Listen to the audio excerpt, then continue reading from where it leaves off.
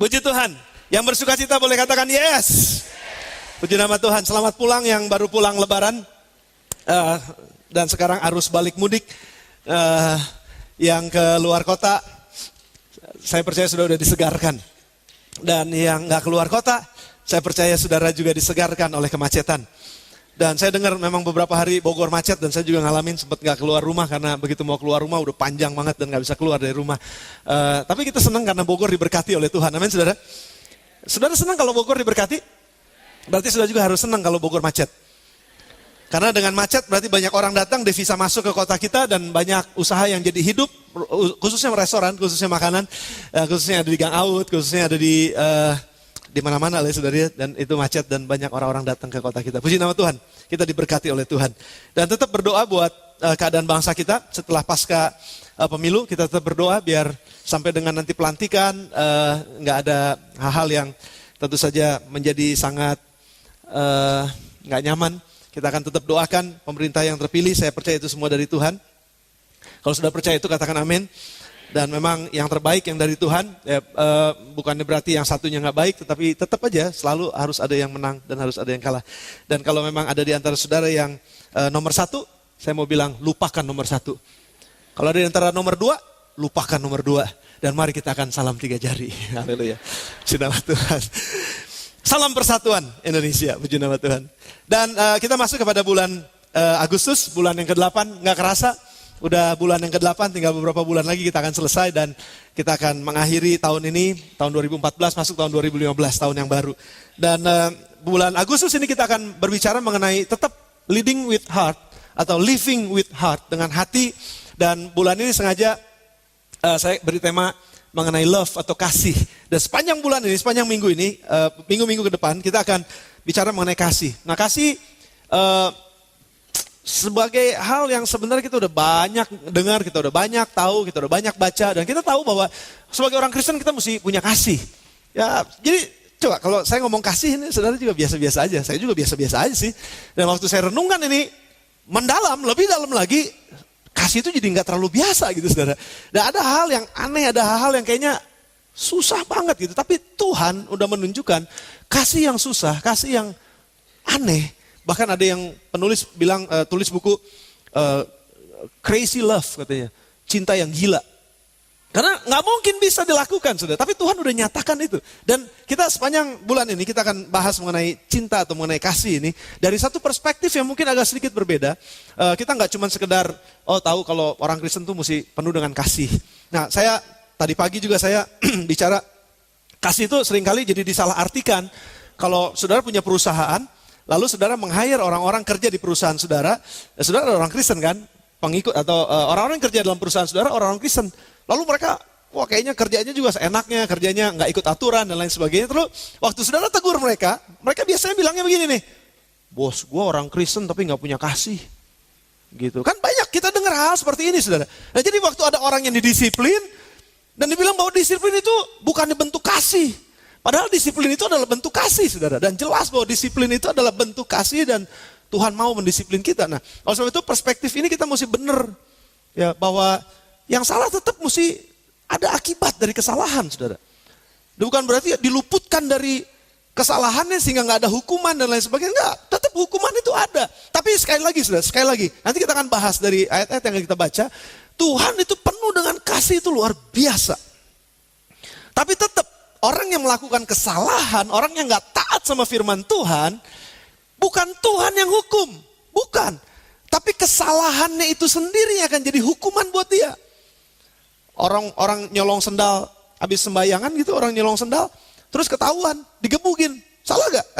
Wajar gak? Wajar aja digebugin, namanya juga orang salah gitu. Tapi maksud saya adalah begini, bukan Tuhan yang ngegebugin. Tapi akibat kesalahan ini dia digebugin gitu loh saudara. Nah kalau saudara mencuri sebagai orang Kristen, kalau saudara licik, kalau ada orang Kristen yang licik, kalau ada orang Kristen yang hidupnya gak taat sama firman Tuhan, gak lakukan firman Tuhan sesuai dengan apa yang Tuhan mau, bukan Tuhan kok yang hukum saudara. Tapi justru akibat dari ketidaktaatan kita itulah yang akhirnya menghukum kita. Nah makanya kita akan belajar mengenai kasih dari satu perspektif yang sedikit berbeda. Saya mulai dengan love story. minggu ini judulnya adalah Love Story. Nah, kalau saudara dengar Love Story, kira-kira saudara ingatnya apa kalau yang udah menikah? Romeo and Juliet gitu kira-kira. Nah, saya ingat waktu saya renungin ayat-ayat ini, firman ini, lalu saya ingat waktu saya pernah, jangan bilang-bilang tapi ya, saya pernah pacaran beberapa kali. Tapi jangan bilang-bilang. Dan yang terakhir dengan istri saya yang saya kasih, hari ini dia agak gak enak badan katanya, jadi her body is not delicious katanya. Tubuhnya lagi gak enak, lagi kurang enak, bahasa Inggrisnya her body is not delicious. Badannya lagi kurang enak. Ntar dia akan datang umum 3. Saya ingat banget, kami surat-suratan. Ada Andin, ada Ellen senyum-senyum, Ellen tahu. Ya, karena kembaran kan, jadi kami surat-suratan, suratnya disemprotin minyak wangi, gitu. Cium. Waktu pacaran sama yang sebelumnya juga sama juga sih, semprot minyak wangi juga. Dan selalu kata-kata yang terakhir yang ditunggu-tunggu, itu jadi atasnya gak terlalu dibaca serius. Atasnya mau cepetnya, bawahnya yang paling penting. Ada kata apa di bawahnya? Biasanya gini, I miss you, gitu. I love you, gitu. Itu yang ditunggu-tunggu tuh saudara. Rupanya itu magic word. Kata apa magic word tuh kata apa sih? Kata magic. Itu kata-kata yang ditunggu-tunggu buat orang-orang yang sedang jatuh cinta. Tapi lama-kelamaan kalau udah nggak pacaran lagi, makanya kenapa saya bilang yang menikah tetap mesti pacaran. Kalau udah nggak pacaran lagi, udah punya anak, udah mulai gede, anak-anaknya udah mulai sibuk dengan kerjaan masing-masing. Kata I love you itu udah nggak terlalu ditunggu-tunggu sebetulnya. Begitu ngomong I love you jadi aneh. Kok tumben lu ngomong I love you, kenapa? Gitu. Jadi aneh, ada sesuatu yang aneh gitu saudara. Nah tapi saya percaya, sangat percaya dan saya sangat mengucap syukur kalau Alkitab ini bicara seluruh isinya adalah mengenai cinta Tuhan kepada kita. Cinta Tuhan kepada manusia. Dan dia ungkapkan kalau di squeeze, kalau diremas gitu ya, diperas, betul-betul diperas. Yohanes 3 ayat 16, itu akan keluar saudara. Di tengah-tengah. Mari buka sama-sama Yohanes 3 ayat yang ke-16 sampai dengan ayat yang ke-19. Nah sebenarnya ini adalah squeeze dari isi Alkitab itu sendiri, dari firman Tuhan. Karena begitu besar kasih Allah akan dunia ini, sehingga ia mengaruniakan anaknya yang tunggal, supaya setiap orang yang percaya kepadanya tidak binasa, melainkan beroleh hidup yang kekal. Ayat yang 17, sebab Allah mengutus anaknya, sudah perhatikan ya, sebab Allah mengutus anaknya ke dalam dunia ini, bukan untuk menghakimi, salah lu, terus dihukum gitu, bukan. Tapi untuk menyelamatkannya oleh dia. Jadi Yesus datang, ini surat cinta yang luar biasa saudara. Yesus datang ke dalam dunia ini enggak untuk menghakimi saudara yang lagi berzina saat pagi ini. Dia datang enggak dengan tujuan untuk menghakimi saudara yang lagi selingkuh pada pagi hari ini. Mungkin ada. Siapapun yang ada duduk di situ, kalau ada, Yesus datang enggak untuk menghakimi saudara, tapi untuk menyelamatkan saudara. Nah ini kan satu yang revolusioner, saudara. Ini satu yang wah. Nah seringkali manusia menganggap bahwa Yesus datang tuh buat ngehukum mereka yang enggak. Dia datang untuk menyelamatkan, bukan untuk menghakimi. Tapi kita akan lihat ayat selanjutnya. Nah jangan senang dulu. Gue bebas berarti selingkuh boleh. Yes. Bukan itu. Mari ayat selanjutnya coba lihat. Barang siapa percaya kepadanya, ia tidak akan dihukum. Berarti Yesus datang enggak untuk menghukum. Yesus datang enggak untuk menghakimi. Tapi barang siapa percaya kepadanya tidak akan dihukum katanya. Berarti barang siapa yang tidak percaya, nah ini dia. Ia telah berada di bawah hukuman. Sebab ia tidak percaya dalam nama anak tunggal Allah. Ayat yang 19. Dan inilah hukuman itu. Inilah hukumannya saudara. Terang udah datang ke dalam dunia. Tapi manusia nolak terang, lebih suka kepada gelap daripada terang. Lebih suka kepada kebiasaan buruknya daripada berita baik yang lagi disampaikan bahwa engkau bisa bebas dari kebiasaan burukmu. Nggak suka sama itu, lebih suka sama saya udah enak kayak begini. Udah saya nggak mau berubah, saya mau seperti ini. Orang yang berpikir seperti itu sebenarnya udah dalam hukuman. Karena perbuatan-perbuatan mereka memang jahat dan mereka suka dengan yang jahat. Saudara bisa bayangkan sekali. Ini sebenarnya cerita cinta dari Tuhan yang menawarkan sebuah jalan keluar kepada setiap orang yang hidup di dalam kegelapan, kepada setiap orang yang hidup di dalam keterikatan sebetulnya. Tapi keterikatan ini justru membuatnya jadi nyaman. Aneh kan saudara? Ada orang yang udah biasa tidur. Maafkan saya, ini memang ada orang-orang yang seperti ini. Saya pernah dengar satu cerita dari papa saya. ini saudara ya. Jadi bukannya saudara, tapi ini saudara kami. Saudara kami itu saking enaknya tidur udah itu tempat tidur nggak pernah diberesin, bantal nggak pernah dijemur. Wah pokoknya masuk hapuk aja gitu. Masuk kamar hapuk. Nah kagetnya adalah, saya nggak tahu mama saya ada di sini, mama saya yang cerita. Jadi waktu mama mau beresin tempat tidurnya, karena waktu itu mereka tinggal sama-sama, lalu begitu dibuka bantalnya ada anak tikus di situ. Gitu. Bayangin saudara, bantalnya nggak boleh diganti. Saudara pernah punya anak yang nyiumin bantal yang udah bau acai? Saya punya anak seperti itu, tapi bukan bantalnya, bonekanya. Boneka udah digigitin sama dia, udah sampai putus-putus. Namanya Priscilla. Udah putus-putus, sampai dilemin, beliin yang baru, tapi nggak mau. Dia maunya yang lama, kenapa? Dia udah suka sama baunya. Nah kebanyakan orang udah suka dengan kehidupan walaupun bau, walaupun kotor hidupnya, tapi udah terlalu suka dan udah terlalu nyaman dengan itu. Waktu ada sesuatu yang baru dia tolak. Saya sengaja pakai sepatu baru. Saya mau kasih lihat sama saudara. Saya sengaja pakai sepatu baru. Beberapa hari yang lalu saya beli ini. Ya saya mau nyobain aja. Supaya lebih enak. Waktu pertama kali dipakai. Ada sepatu saya yang lain itu udah agak nyelangap di depannya gitu. Tapi itu udah enakan banget sepatunya. Nah waktu saya ganti ini. Waktu di tokonya sih enak. Begitu bawa pulang. Saya pakai jalan di rumah. Nggak enakan. Sarah rakit di sininya. Betul saudara, itu betul banget. Makanya saya bilang, saya mesti pakai setiap hari. Mandi saya pakai, tidur saya pakai. Supaya semakin enak. Itu berlebihan. Nah, sekarang udah mulai enakan nih. Sekarang udah mulai enakan. Maksudnya gini saudara, untuk sesuatu yang baru yang lebih baik, orang seringkali nolak. Sebenarnya itu hukuman.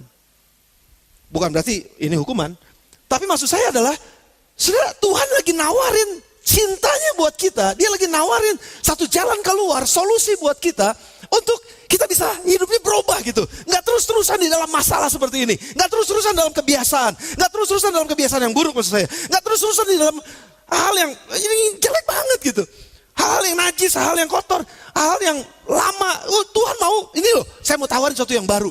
Tapi waktu yang sesuatu yang baru ditawarin, ditolak. Yang lebih bagus ditawarin, ditolak. Karena dengan alasan gini, saya udah nyaman di sini. Nah, kita akan lihat ayat ini satu persatu, saudara. Ini pendahuluannya dari saya. Satu persatu. Jadi, Yesus lagi bilang bahwa kasihnya tuh terlalu besar. Poin saya yang pertama, saudara boleh catat. Saudara boleh catat ya. Poin saya yang pertama, karena begitu besar kasih Allah. Nah, saya mau bicara dari sini. Saya berdoa, saudara, biar hatinya Tuhan itu kita tangkap. Cintanya Tuhan itu kita tangkap betul-betul. Waktu kita baca ini, karena begitu besar kasih Allah akan dunia ini sehingga ia mengaruniakan anak yang tunggal supaya barang siapa yang percaya kepada tidak binasa melainkan beroleh hidup yang kekal. Udah biasa, udah apal di luar kepala sehingga waktu baca ayat ini nggak ada getaran apa-apa lagi. Tapi coba saudara nanti pulang, saudara renungkan apa yang saya sampaikan nih buat saudara, apa yang saya sodorkan nih buat saudara. Saudara pulang, saudara catat ini, saudara renungin lagi, lalu saudara masuk lebih dalam kepada firman ini. Saya jamin saudara akan nangis seperti saya nangis tadi malam. Saya tidur jam 1, jam 2 bangun, jam 3 bangun, jam 4 bangun. Bangun nangis. Cuman karena dikasih ngimpi sedikit tentang kasih Tuhan. Dikasih Tuhan itu luar biasa. Jadi seperti gak bisa tidur gitu di malam.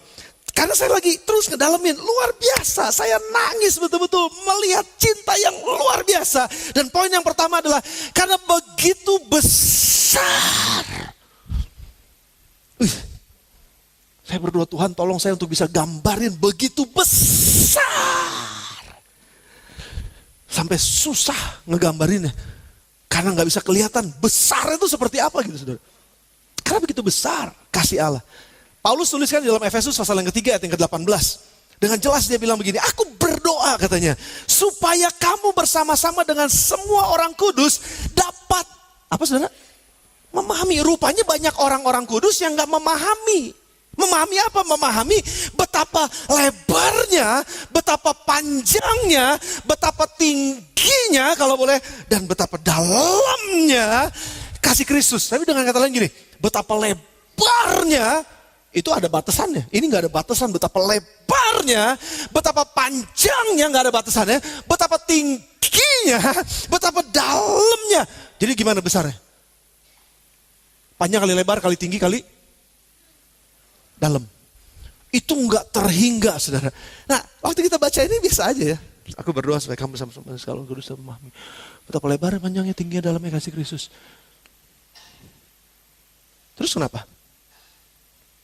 Terus kalau udah lebar ini kenapa? Saya bisa bayangkan, saya coba renungkan baik-baik, saya coba tuliskan, saya coba gambarkan.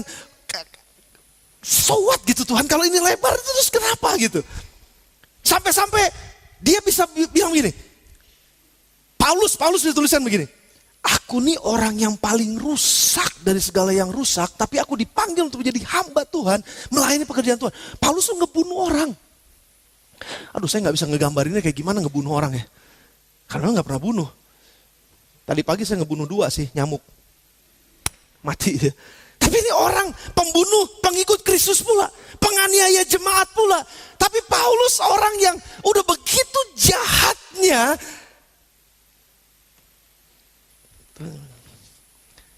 Mau sampai kapan kayak begitu? Tuhan menemukan dirinya. Tuhan membukakan dirinya kepada Paulus. Supaya Paulus bisa ngerti. Makanya dia bilang gini, betapa lebarnya, gile bener. Kalau pakai dalam bahasa sehari-hari ya. Maaf kalau saya pakai kata itu, gile bener. Gue ini udah jelek banget, gue ini udah kotor banget, gue ini udah najis banget, gue ini udah... Aduh. Manusia udah gak ada yang mandang nih kayaknya. Udah gak ada yang suka sama saya, udah semua nolak, keluarga udah nolak. Udah gak ada yang mau terima saya. Tapi kasihnya yang besar tetap panggil saya. Tetap kejar saya. Kasihnya yang luar biasa itu, betapa hebatnya kasih itu. Sampai-sampai saya yang udah gak layak dikasihi, saya tetap dikasihi.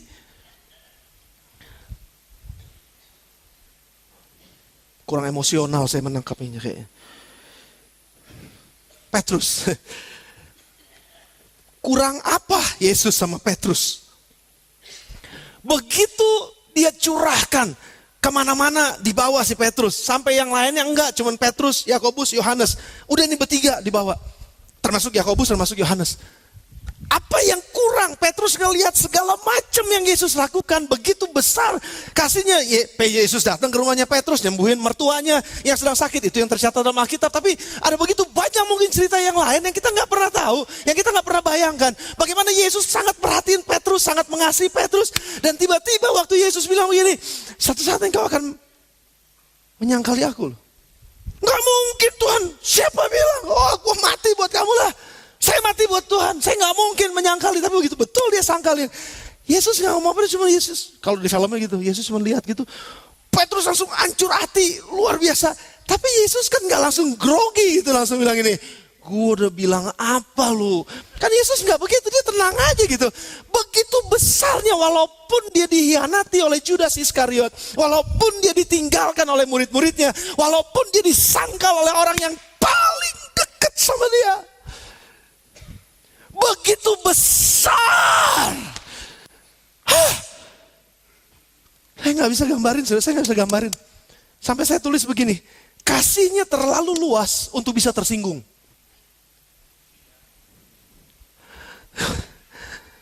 Kasihnya terlalu kuat untuk bisa disakiti. Gimana lagi ngomongnya? Kasihnya terlalu banyak untuk bisa habis. Kasihnya terlalu kokoh untuk bisa dihancurkan. Kasihnya terlalu besar untuk bisa dibatasi. Enggak terbatas banget loh saudara. Dan seringkali kasih ini jadi cuma sekedar omongan kasih. Dan enggak ada dampaknya apa-apa buat kehidupan kita. Tapi ketahuilah, begitu besarnya sehingga dia gak bisa disakiti. Waktu dia dihianati, sakit. Mungkin dia sakit, sebagai manusia dia sakit. Tapi tetap dia bisa ngampunin. Waktu dia ditinggalin, orang yang cinta sama saya katanya beratus-ratus kali ngomong cinta sama saya. Tapi kamu menyangkali saya. Dia masih bisa terima, dan orang pertama yang didatangi Yesus, Petrus setelah kebangkitannya. Salah satu yang pertama. Dan Yesus gak langsung bilang gini, gue jewer lu, kan gue udah bilang. Dia gak bilang begitu, kok dia cuma rangkul aja, mari datang. Tanganku terbuka buat engkau. Kasihnya begitu lebar, begitu luas. Mazmur 118 ayat 1 sampai dengan 4. Bersyukurlah kepada Tuhan. Dari selama-lamanya sampai selama-lamanya tidak berkesudahan kasih setia Tuhan. Bahwasanya untuk selama-lamanya kasih setia Tuhan selama-lamanya, selama-lamanya. Saudara nggak bisa banding, saudara nggak bisa ukur, you cannot fathom. Saudara nggak bisa ukur yang namanya kasih Tuhan, itu besar banget saudara. Pikiran kita yang membatasi, makanya kita nggak bisa ngelihat. Makanya kenapa Paulus sekali lagi berdoa, aku berdoa supaya kamu bersama dengan orang-orang kudus bisa memahami betapa dalamnya. Semakin banyak kita melakukan kesalahan, semakin banyak kita jatuh di dalam dosa, semakin banyak kita pergi dan semakin jauh kita pergi meninggalkan Tuhan, semakin banyak kasih karunia-Nya yang disediakan buat kita. Bukan berarti saudara harus lari dari Tuhan baru bisa ngalamin kasih karunia Tuhan. Bukan berarti saudara harus jatuh dulu sehingga saudara bisa ngalamin kasih karunia Tuhan. Tapi pagi ini ada berita sukacita. Kalau ada di antara saudara yang ada di balkon di atas, yang di bawah balkon, yang ada di depan ini. Kalau saudara pernah ngalamin atau saudara sedang mengalami saat ini. Sepertinya saya lagi luar biasa membutuhkan kasih. Saya lagi luar biasa dalam keadaan yang emosi, mungkin dalam keadaan yang marah, mungkin dalam keadaan yang gak suka cita, dalam keadaan yang saya ditinggalkan, dalam keadaan saya dihianati, dalam keadaan saya disakiti oleh orang-orang yang dekat dengan saya. Tuhan, biar aku hidup di dalam kasih-Mu dan aku mengerti kasih-Mu. Kasih-Mu terlalu besar buat itu. Kasih terlalu besar. Wir, sebentar Wir, sini Wir. Sama, kamu siapa namanya? Anaknya Toto. Kalau saudara lihat di sini ada kotak-kotak di bawah. Kalau kami bertiga ada di 2 kotak, kami sempit saudara. Bisa singgungan, ya. Bisa singgungan, karena sempit. Makanya sekali lagi nih saudara, kasih Tuhan tuh gak sempit, sehingga dia bisa tersinggung. Kasih Tuhan gak sempit sehingga dia bisa tabrakan dan akhirnya marahnya gak karu-karuan gitu. Kasih Tuhan tuh kalau saya bandingkan ini, bayangkan aja ini lebarnya kayak begini saudara. Kamu misah kayak, misah aja lebar. Begitu lebarnya, sehingga ada apa aja gitu gak tersinggung, gak kena. Tapi orang, manusia itu hatinya sempit. Hatinya sempit. Kalau hatinya sempit, gesekan sendiri, haradang lu kesana deh. Tapi memang cuma segini hatinya. Dan Tuhan lagi perlihatkan bahwa hatinya lebar. Hatinya luas. Gak bisa diukur apapun juga. Sehingga kalaupun ada di antara saudara pagi ini yang bilang begini, gue gak mau percaya sama Yesus. Dia gak langsung, aduh dia gak mau percaya. Dia langsung gugup gitu, enggak. Dia tenang aja kok. Dan dia juga akan benci saudara. Dia gak akan lakukan apapun buat saudara. Dia cuma bilang begini, aku tetap mengasihi engkau anyway. Engkau ngalamin kegagalan. Wir, tugas lagi. Thank you. Engkau ngalamin kegagalan dalam hidupmu. Gagal di rumah tanggamu. Gagal dalam usahamu. Gagal di dalam kuliahmu. Gagal di dalam pekerjaanmu. Mungkin engkau gagal, mungkin engkau enggak. Tuhan, aku gagal juga di dalam hubunganku nih dengan pasanganku. Gagal aku. Aduh, enggak tahan banget Tuhan. Tapi ingat. Tuhan yang kita sembah karena begitu besar kasih-Nya. Pengampunan selalu tersedia. Masuk ke dalam kasih-Nya ini loh saudara. Sehingga kita bisa memiliki hatinya Tuhan. Dan bisa mengerti dan memahami betapa dalamnya. Seberapa bejat hidup kita. Seberapa rusak hidup kita. Cuman kita yang tahu. Saudara ngelihat mungkin, wah ini orang kudus lagi khotbah. Wah ini orang pendeta lagi khotbah. Saudara gak kenal saya kok. Bahwa saya juga pernah ngalamin hal-hal yang buruk dalam kehidupan saya. Saya pernah melakukan hal-hal yang jelek, walaupun itu gak membunuh orang. Tapi hal-hal yang buruk, hal-hal yang gak, pasti itu gak sesuai sama firman Tuhan. Saya tahu betul. Tapi tangannya tetap terbuka. Dan selalu bilang begini, welcome home. Kalau kamu mau welcome home, kalau kamu pulang, welcome home. Seperti seorang bapak yang anaknya disebut anak yang hilang, pergi bawa harta bapaknya yang sebelumnya belum waktunya dibagikan. Dan waktu anak itu sampai udah susah, jatuh, hancur-hancuran, habis-habisan, bapaknya gak bilang, gua udah bilangin. Kata pertama yang keluar dari mulut bapaknya ketika anak itu pulang, welcome. Kasih baju, kasih cincin, kasih sendal, kasih sepatu maksudnya. Sepatu baru yang warnanya coklat. Kasih. Dan biarkan dia rasakannya begini. Bukan rasain lu makan makanan babi di sana. No, karena dia bukan untuk menghakimi kesalahannya. Tapi untuk menyelamatkannya. Kalau engkau ada yang gagal pagi ini, kalau pagi ini hatinya Tuhan, saya tahu betul ini hatinya Tuhan. Kalau engkau gagal pada hari ini, jangan bilang bahwa Tuhan udah kehabisan sabar sama saya. No, dia gak pernah kehabisan kesabarannya buat saudara. Dia tetap sabar buat kita. Dia tetap sabar nungguin kita. Dia tetap terbuka buat kita. Lebar. Dan gak pernah habis, gak pernah dibatasi, gak pernah tertutup, gak pernah bisa diganggu oleh apapun juga. Kasihnya terlalu besar. Ngertikah saudara akan hal ini? Ini penting banget. Kalau kita ngerti akan hal ini, kita hidup merdeka banget saudara. Makanya kenapa Paulus sekali lagi bilang, aku berdoa supaya kamu bersama dengan orang-orang kudus betul-betul bisa memahami. Karena susah untuk bisa memahami kasih yang seperti ini. Gimana mungkin bisa menerima orang yang udah hancur-hancuran? Gimana mungkin bisa menerima orang yang udah terhilang seperti saya? Orang yang dibilang sama dunia ini udah ditolak habis-habisan, tapi dia tetap terbuka dan dia tetap mau. Begitu besar kasih Allah. Nggak bisa dibandingin dengan apapun juga. Saudara, kita menyembah Tuhan yang seperti ini. Bersyukurkah saudara? Bersyukurkah kita? Yes. Makanya waktu kita nyanyikan His love endureth forever. Dari selama-lamanya sampai selama-lamanya kasih setiamu besar. Oh, betapa dalamnya kasih setiamu. Betapa, nggak tahu lagi kata-katanya. Karena memang nggak bisa diukur. Betapa lebar, panjang, tinggi, dalam. Dari selama-lamanya sampai selama-lamanya. Nggak bisa diukur kasihnya Tuhan. Begitu besar kasih Allah. Yang luar biasa itu. Poin saya yang pertama. Yang kedua. Begitu besar kasih Allah akan dunia ini. Nah, ini dia. Akan dunia ini. Kita mengucap syukur kalau Tuhan menciptakan alam semesta buat kita. Tuhan menciptakan semuanya itu baik. Kita udah tahu penciptaannya Tuhan. Dan saya percaya Tuhan cinta sama bumi ini. Yes? Makanya dia marah kalau ada yang sembarangan-sembarangan tebang hutan. Bukan berarti gak boleh tebang hutan. Memang itu buat kebutuhan manusia. Tapi ada waktunya, ada batasnya. Makanya dia juga gak terlalu suka kalau ada yang buang sampah sembarangan. Gitu, ngotorin sungai dan sungai pada akhirnya jadi banjir. Itu PKN anak SD. Sungai jadi banjir. Dia gak suka kalau lingkungan itu dikotori. Makanya kita mesti jaga lingkungan. Tapi poin saya adalah begini saudara. Yang dimaksudkan karena begitu besar kasih Allah akan dunia ini. Bukan cuma sebatas kepada alam semesta yang diciptakan.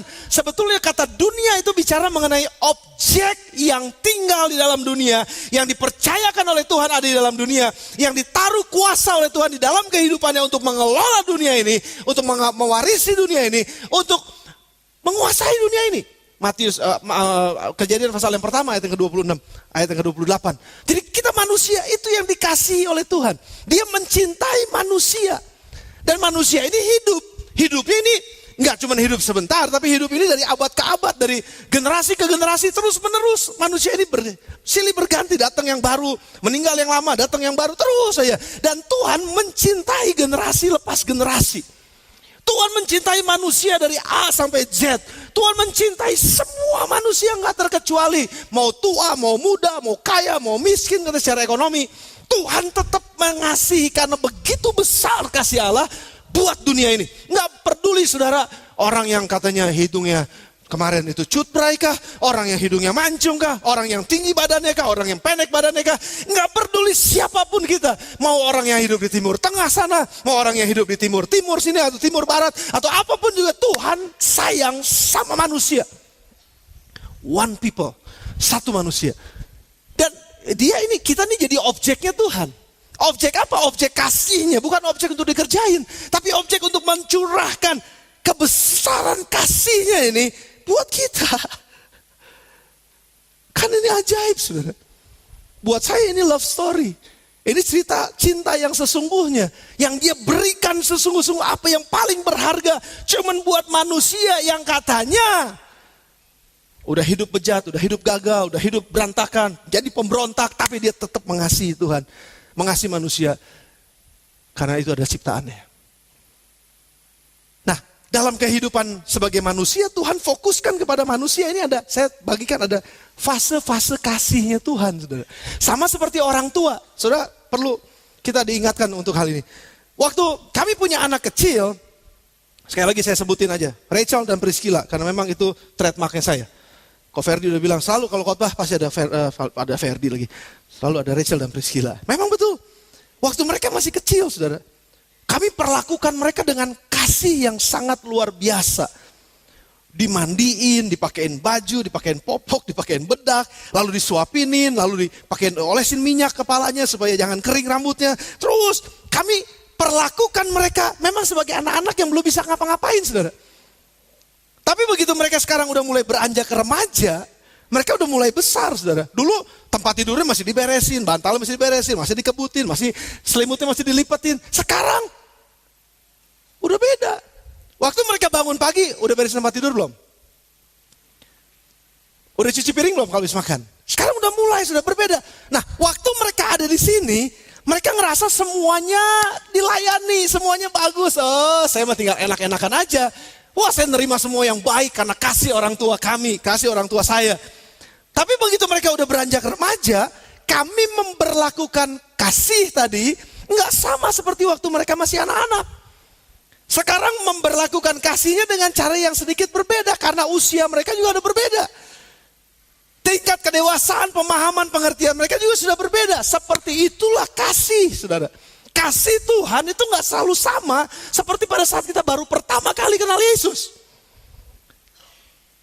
Makanya pada saat anak-anak ini udah mulai dewasa, mereka udah nyiapin baju mereka sendiri. Mereka udah pakai sepatu sendiri. Kami udah gak perlu pakein lagi. Apakah mereka langsung bilang gini, papa mama jahat, udah gak kasihin kami.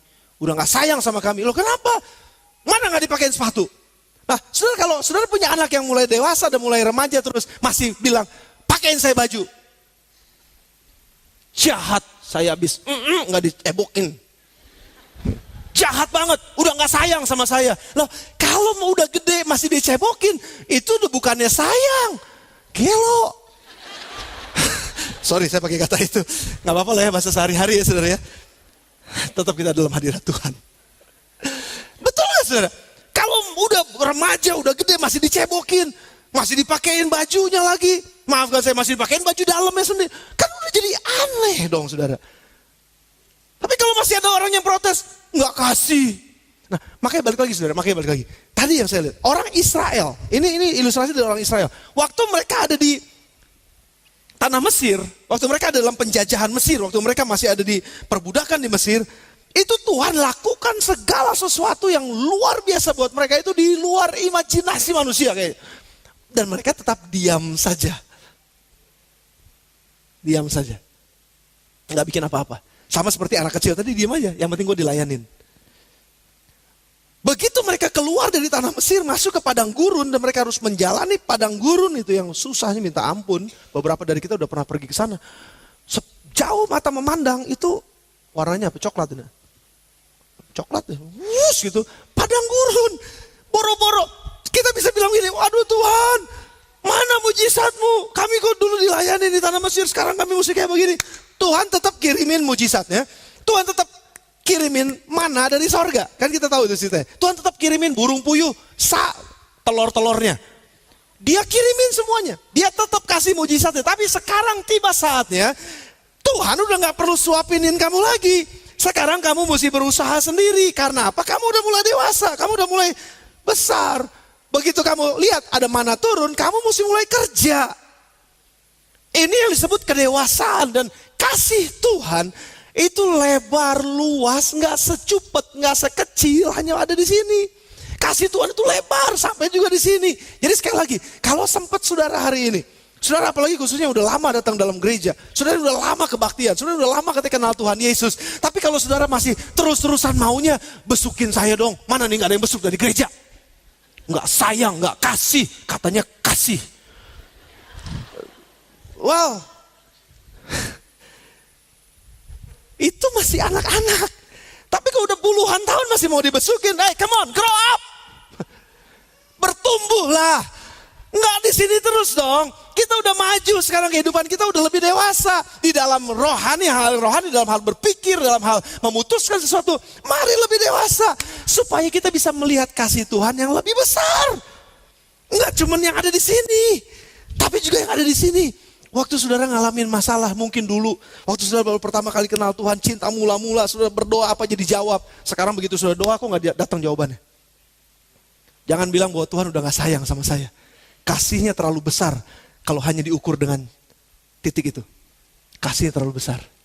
Waktu saudara gak dijawab, sebenarnya Tuhan lagi ngetes kita. Kalau buat saya bahasanya mungkin itu ya.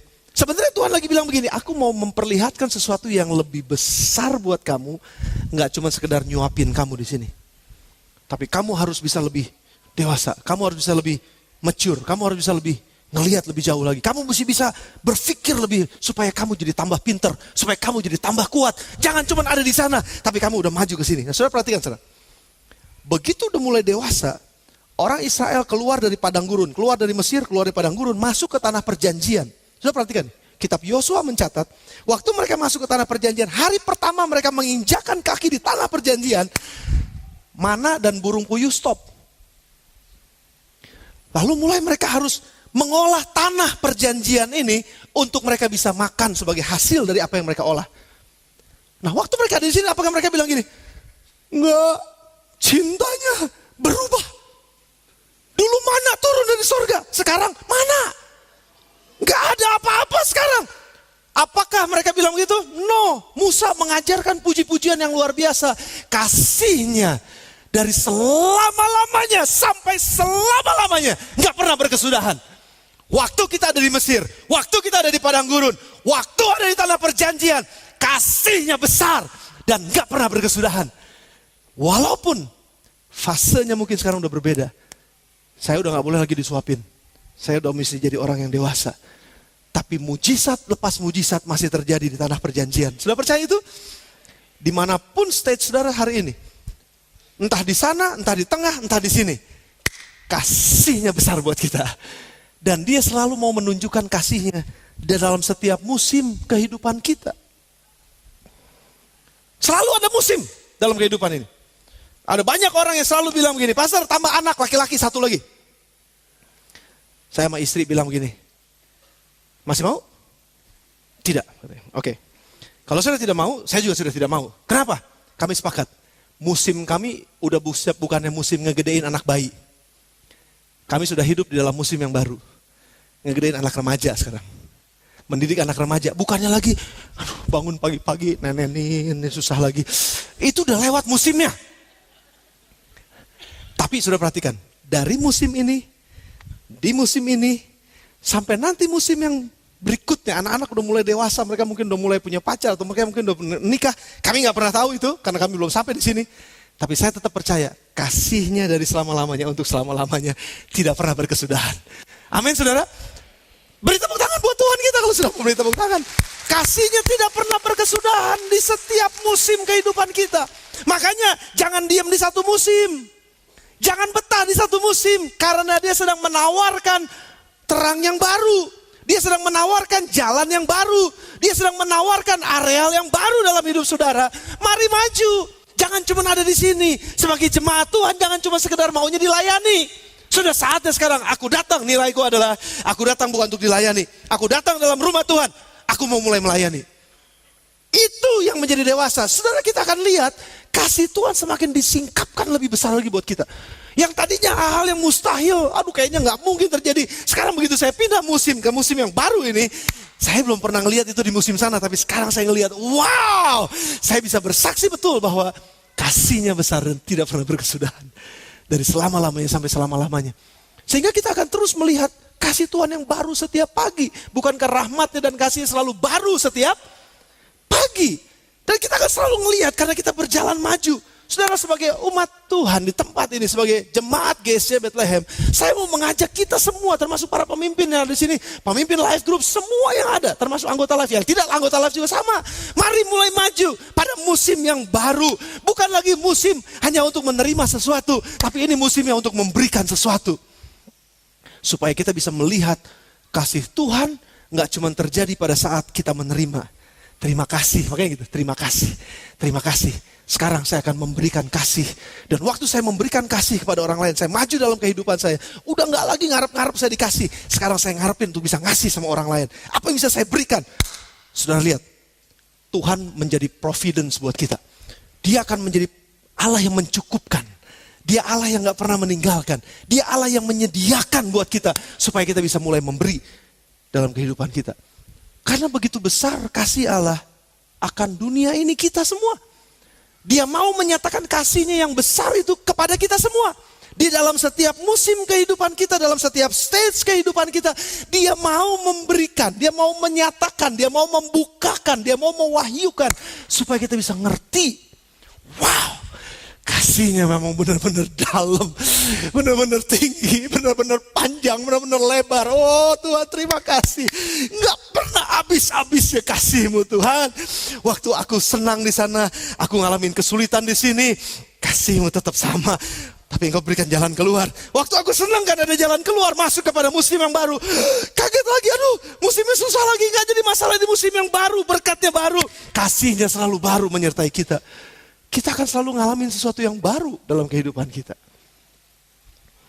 Karena begitu besar kasih Allah akan dunia ini. Yang ketiga poin saya. Sehingga ia memberikan, mengaruniakan anaknya yang tunggal. Nah ini bicara mengenai Yesus. Kalau dulu selalu pakai perantara, Ibrani 1 ayat 1 sampai dengan 4, dikatakan sejak dahulu kala, katanya pada zaman dahulu, Allah berulang kali dan dalam berbagai banyak hal, berbagai cara, dia bicara kepada nenek moyang kita dengan perantaraan para nabi. Tuhan bicaranya melalui nabi ini, bicara supaya orang-orang bertobat, bicara supaya orang-orang kenal Tuhan. Tapi tetap nabi ya nabi, dia bukannya Tuhan, mereka bukannya Tuhan. Dan mereka mati ya mati, sudah hilang. Waktu mereka mati berganti, orang-orang tetap balik lagi dalam dosa mereka. Tapi sekarang Tuhan lagi mau ngomong sama kita begini saudara. Aku udah gak lagi mau pakai orang-orang itu. Aku gak mau lagi pakai nabi-nabi yang lain. Aku akan kirimkan anakku sendiri. Aku akan kirimkan apa yang menjadi the beloved. Ya apa yang menjadi kesayangan sorga.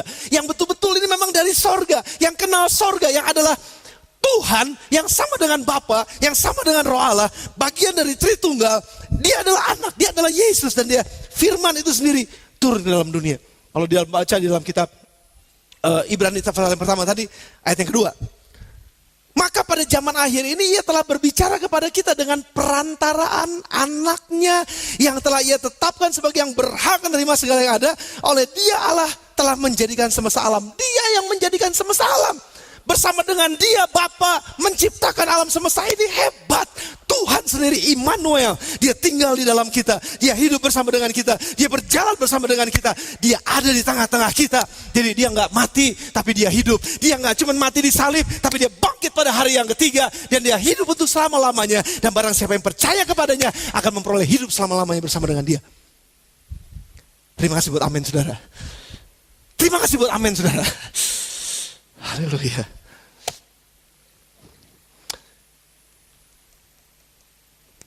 Minum dulu sebentar. Waktu pacaran, kan love story.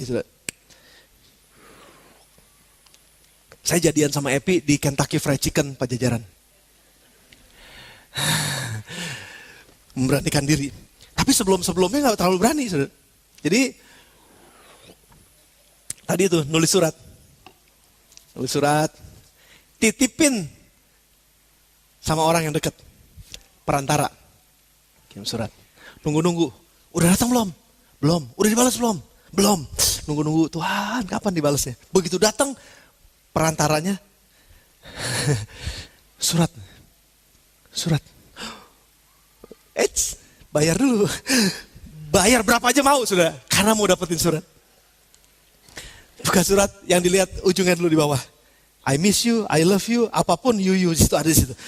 Ya, ini dia. Ini yang saya tunggu. Yang lainnya gak terlalu penting. Yang penting ini. Cinta kan saudara. Tapi gak cukup kalau cuma lewat surat. Karena itu perantaraan.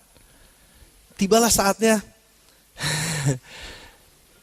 Saya mesti hati-hati menyebutkan ini. 29 Maret. Ternyata saya betul. 29 Maret. Kentucky Fried Chicken Pajajaran menjadi bukti cinta kami. Saya minta tolong, ada teman saya namanya Peter Halim. Mamahnya Peter ada di sini. Si tante. Teh, anterin gua Teh. Mau kemana lu? Mau menyatakan cinta. Karena dia yang punya mobil waktu itu. Saya masih ingat katana putih. Jadi datang ke Kentucky, Tay lu tinggalin gue. Nanti pulang gue gampang. Siap, dia pergi. Kami berdua di situ. Itu tatapannya saudara luar biasa. Saya lihat. Nggak bisa ngomong. Hanya bisa beraksi. Dengan memegang tangannya. Dan dia tertunduk malu. Dan, untung dia nggak ada di sini. Bagus juga dia nggak ada di sini. Tapi itu terjadi saudara. Satu sentuhan mengalahkan beribu-ribu kata.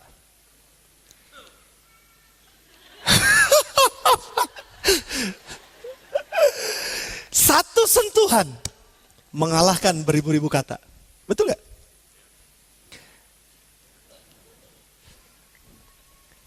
Makanya kenapa Yesus mesti turun dalam dunia. 1 Yohanes 1 bilang begini. Firman yang telah menjadi manusia dapat disentuh, dapat dilihat, dapat dirasakan. Jadi teladan, dapat dilihat. Dapat diajakin ngobrol. Ketemu langsung, gak cuma baca suratnya tapi ketemu langsung sama dia. Bicara langsung sama dia. Dan dia menyatakan ini loh. Kasih dari sorga turun dalam bentuk ini loh. Saya nih kasih dari sorga. Bukti kasih dari sorga. Dan kalau engkau gak percaya, lihat tanganku yang tertusuk paku.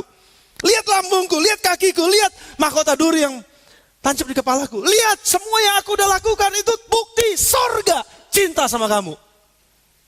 Apalagi yang sorga mau kasih. Dia udah kasih yang terbaik. Dan waktu bersentuhan dengannya. Membuat segala jadi berbeda loh saudara. Waktu saya sentuhan, pegang tangan Epi dan katakan. Sekarang udah bukannya lewat surat. Saya mau ngomong. Ngomong apa? Padahal udah tahu kan?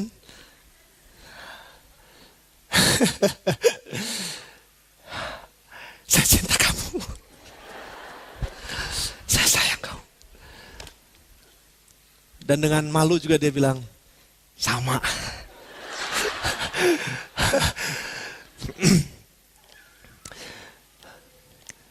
Setelah ini gimana? Setelah ini gimana? Ya udah kamu jadi pacar saya. Oke. Jadi saya sebut kamu pacar saya. Yes. Mulai sekarang kita pacaran. Dan sampai hari ini kami masih tetap pacaran, saudara.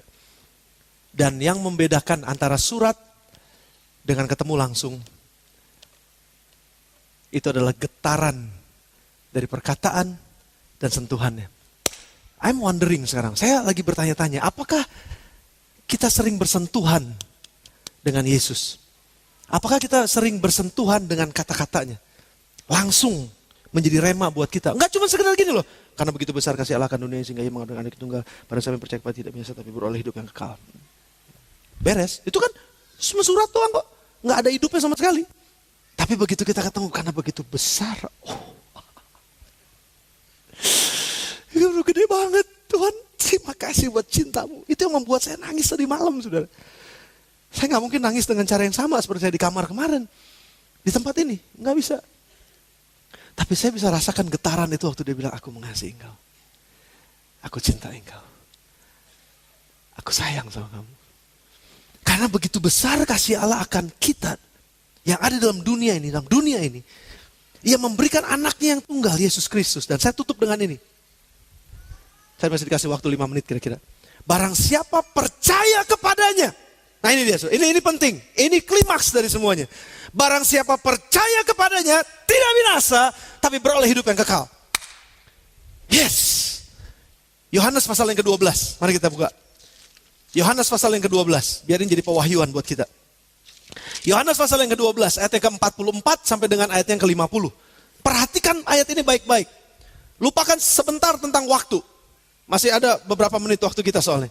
Saya minta waktu saudara sebentar, karena ini penting sekali. Yohanes 12 ayat 44 sampai dengan ayat yang ke-50. Tetapi Yesus berseru katanya, barang siapa percaya kepadaku, ia bukan percaya kepadaku, tetapi kepada dia yang telah mengutus aku. Oke, ikutin ya saudara, ikutin ya. Dan barang siapa melihat aku, ia melihat dia yang mengutus aku, yang telah mengutus aku. Nah, aku telah datang ke dalam dunia sebagai terang. Supaya setiap orang yang, apa saudara? percaya kepadaku, jangan tinggal dalam kegelapan. Tapi kenyataannya tadi di dalam ayat yang ke-19, Yohanes 3 ayat yang ke-19 bilangnya apa?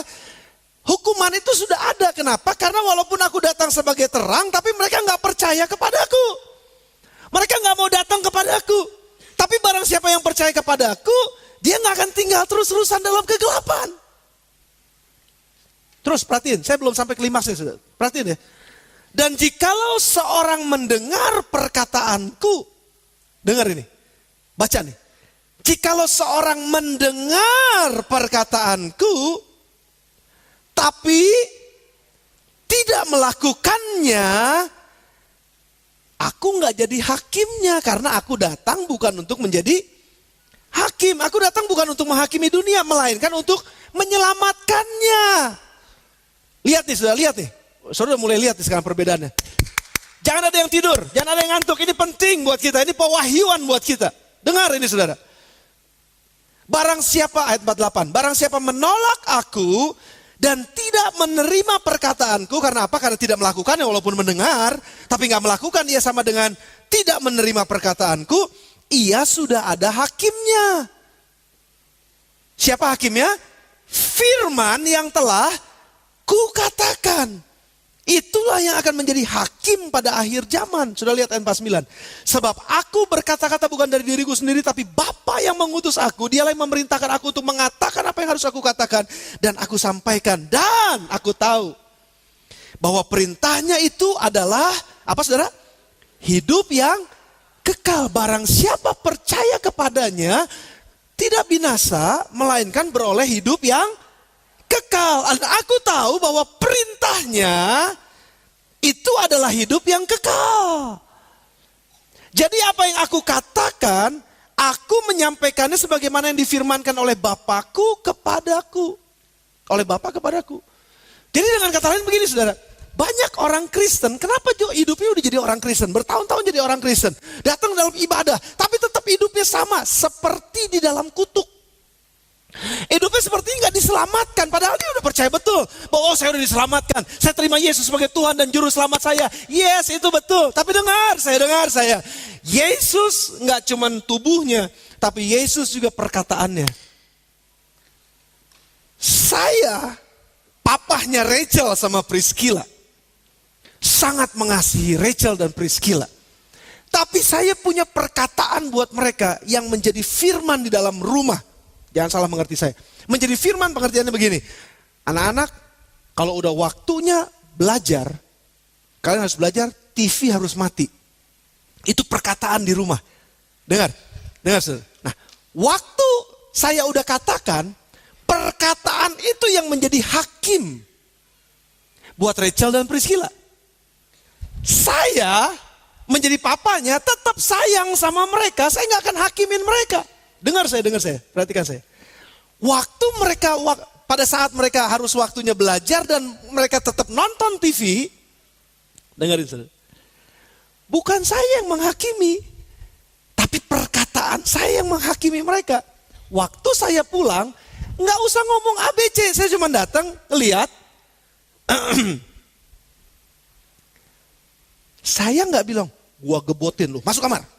Saya nggak usah bilang kayak begitu, tapi kata-kata yang masuk ke dalam hati mereka, itu yang mereka tangkap menjadi hakim buat mereka.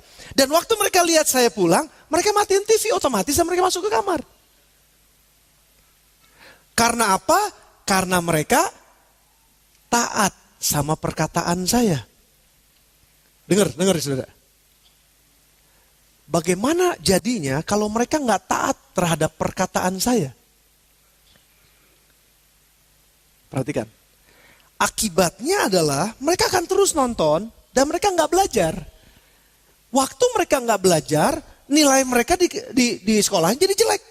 Mereka nggak bisa terlalu ngikutin pelajaran dengan bagus. Akibatnya buat mereka sendiri. Dan pada akhirnya mereka akan nyesel. Karena mungkin nanti di akhir semester, walaupun ini nggak terjadi, tapi di akhir semester, kalau mereka terus lakukan itu dan nggak mau dengar saya, mereka akan nggak naik kelas. Hukumannya dari siapa? Saya bisa aja gebotin mereka. Bisa aja. Tapi perhatikan, ini dalam konteks contoh. Yesus datang bukan buat ngegebotin kita. Yesus datang buat nyelamatin kita. Puji Tuhan buat itu. Tapi kita gak akan pernah bisa diselamatkan kalau kita gak dengar perkataannya. Dan kita gak lakukan perkataannya. Ada di antara saudara mungkin sekarang yang sedang hidup dalam pikiran yang kotor. Atau mungkin ada saudara sekarang yang sedang hidup. Ini saya dapati, betul-betul ini saya dapati. Ada orang-orang yang sedang hidup dengan istri orang lain. Atau mungkin ada seorang yang saat ini, saya gak tahu. Di Facebook saudara lagi ngelihat pornografi di sana dan nyimpen itu ada di sana. Dan saudara bilang, Yesus cinta saya. Yes, Yesus cinta saudara. Tapi saudara gak cinta dia karena engkau gak dengar perkataannya. Yesus hukum saudara?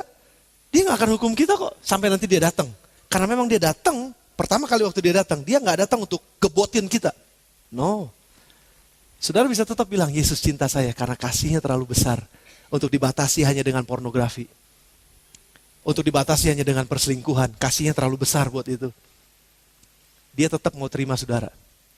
Tapi keselamatan saudara, dengar saya, nggak cuma ditentukan waktu saudara bilang, aku terima Yesus sebagai Tuhan dan Juru Selamat dengan mulut saudara. Tapi dengan hatimu engkau nggak percaya kepada perkataannya. Apa buktinya engkau nggak percaya sama perkataannya? Karena engkau nggak lakukan apa yang dia katakan. Gak ada keselamatan.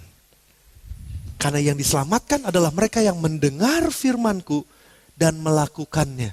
Percuma saudara katakan, aku udah terima Yesus sebagai Tuhan dan Juru Selamat. Aku udah melayani Yesus di gereja. Aku udah lakukan semuanya. Oh, aku cinta Yesus. Kalau nulis segala macam juga di Facebook, tulis segala macam, di Twitter, tulis segala macam. God bless you, God bless you, God bless you. Nulisnya GBU terus.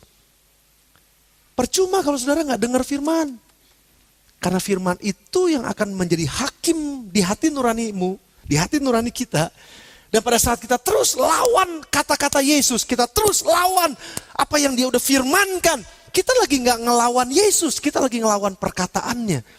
Sedangkan perkataannya itulah yang menciptakan segala sesuatu. Dan sudah dengar, kalau kita gak lakukan perkataannya, dikatakan oleh ayat ini dengan jelas, ayat yang ke-49.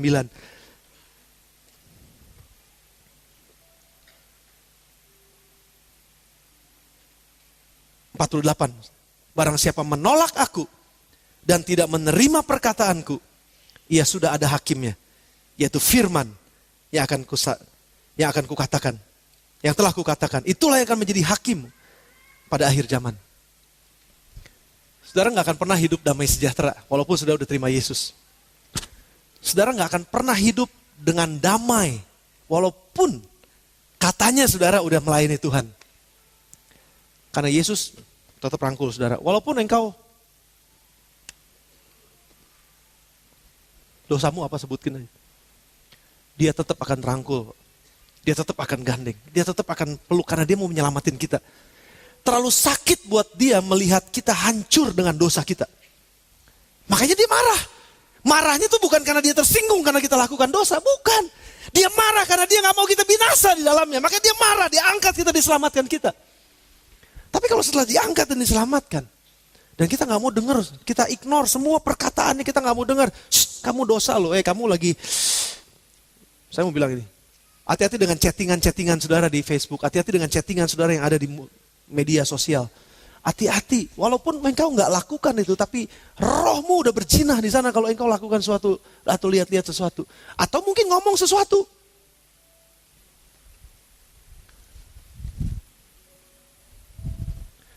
Karena kita sedang tidak melakukan firman, sebenarnya kita sedang tidak mencintai Tuhan.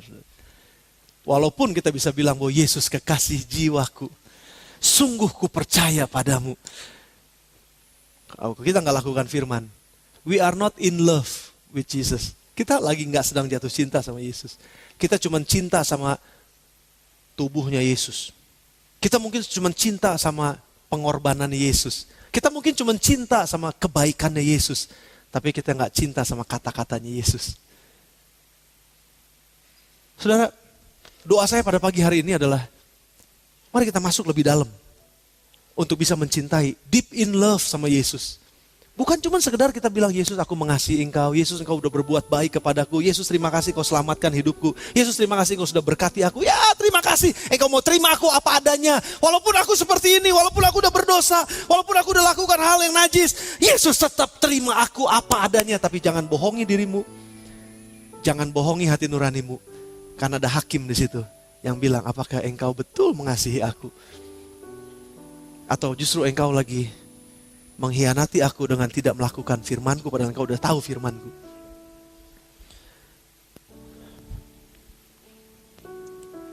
Saya berdoa pada pagi hari ini, dan mau mengajak saudara untuk berdoa pada pagi hari ini. Datang kepada Tuhan, dan mari kita selidiki hati kita, selidiki batin kita. Apakah betul kita udah menerima kasih-Nya yang luar biasa itu, tapi love story nggak cuma dari satu sisi dia mengasihi kita. Sebaliknya, apakah kita juga bisa mengatakan, aku juga mengasihi engkau Tuhan. Apa buktinya? Waktu aku melakukan perkataanmu. Karena begitu besar kasih Allah akan dunia ini, sehingga ia mengaruniakan anaknya yang tunggal. Sehingga barang siapa yang percaya kepadanya, percaya bukan cuma sekedar bilang Yesus Tuhan, tapi hatinya juga katakan, aku percaya akan perkataanmu, maka aku akan lakukan perintahmu. Itu adalah bukti bahwa kita cinta kepada Tuhan. Bukti bahwa we are in love di dalam Tuhan. Kita ada di dalam cinta kepada Tuhan. Dan cinta itu akan semakin dalam waktu kita semakin dalam melakukan perintah-perintahnya dan taat kepada Dia. Sudah diberkati? Mari tundukkan kepala sebentar dan datang kepada Tuhan. Terima kasih.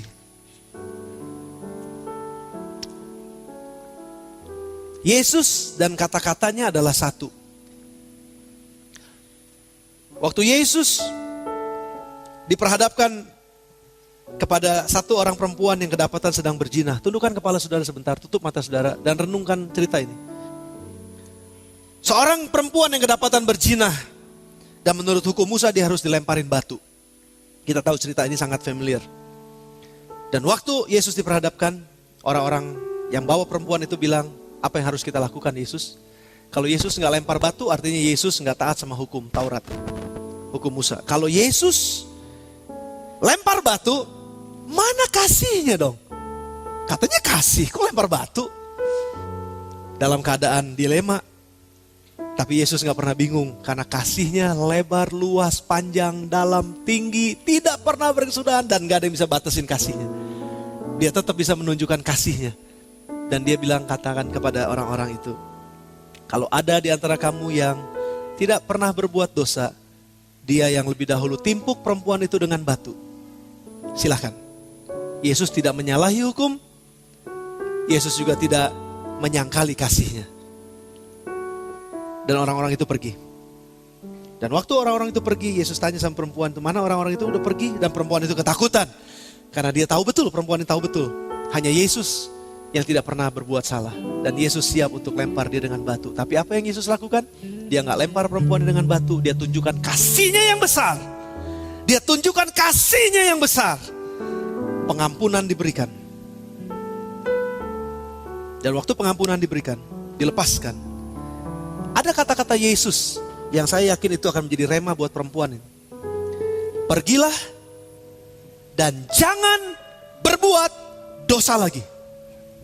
Dan saya tahu betul, saya yakinin, saya renungkan ini dan saya confirm. Walaupun gak tertulis dalam Alkitab, tapi saya yakin. Kata-kata Yesus, pergilah dan jangan berbuat dosa lagi. Itu merupakan firman yang dipegang oleh perempuan ini waktu dia pergi. Nah saudara, pertanyaan saya adalah begini. I'm wondering, saya berpikir-pikir, saya merenung-renung. Waktu perempuan itu diperhadapkan sama keadaan yang seperti sebelumnya. Berzina lagi.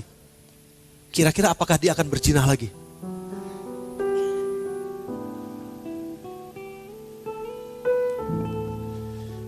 Kalau iya, artinya dia gak taat sama perkataan Yesus, jangan berbuat dosa lagi.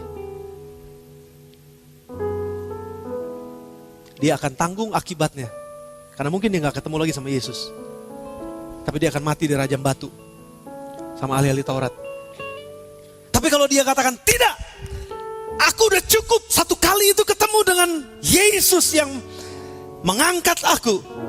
Dia nggak hukum aku, dia nggak hakimin aku, tapi dia lepaskan pengampunan kepadaku. Aku nggak akan lagi berbuat dosa.